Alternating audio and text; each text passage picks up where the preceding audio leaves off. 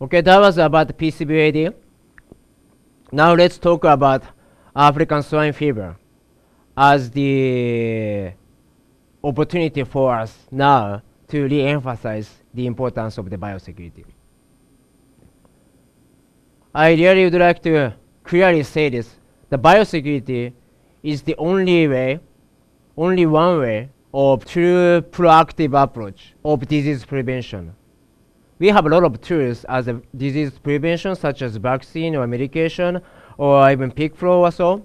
However, if you are thinking about African swine fever as a country who are free of, which is including Korea and Japan and some other many countries, vaccination or medication cannot be considered as a disease prevention because we do not have the pathogens in our country. So what we really do is to try to keep it out, to maintain the free status for forever, right?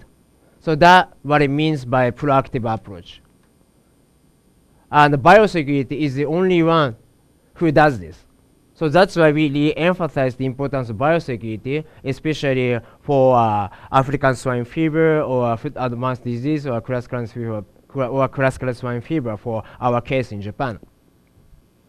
Especially we are living in a very competitive swine market, which means that we have to deal with the high feed cost and volatile pork price.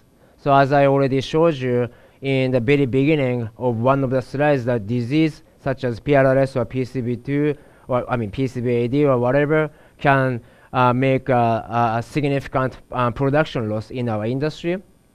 And if you are thinking about African swine fever or FMD, that could really make a huge impact on trade. Doesn't matter if your country is an importing country or exporting country of pork product.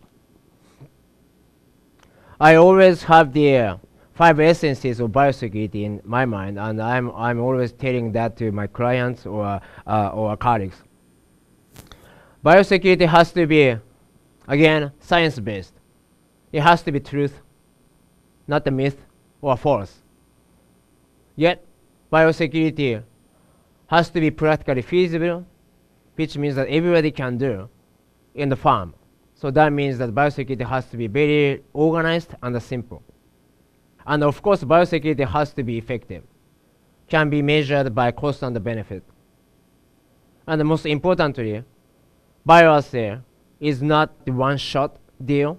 You have to continue to do a good job every day, 365 days a year and forever. So biosecurity has to be committed to continue, which means execution. To do that, you need to maintain your motivation in the farm, and also you have to measure the level of your biosecurity if I'm doing good or bad. To do that, biosecurity has to be measurable, just like a production record. So it has to be indicated as a number or some other measurement to determine the level of biosecurity.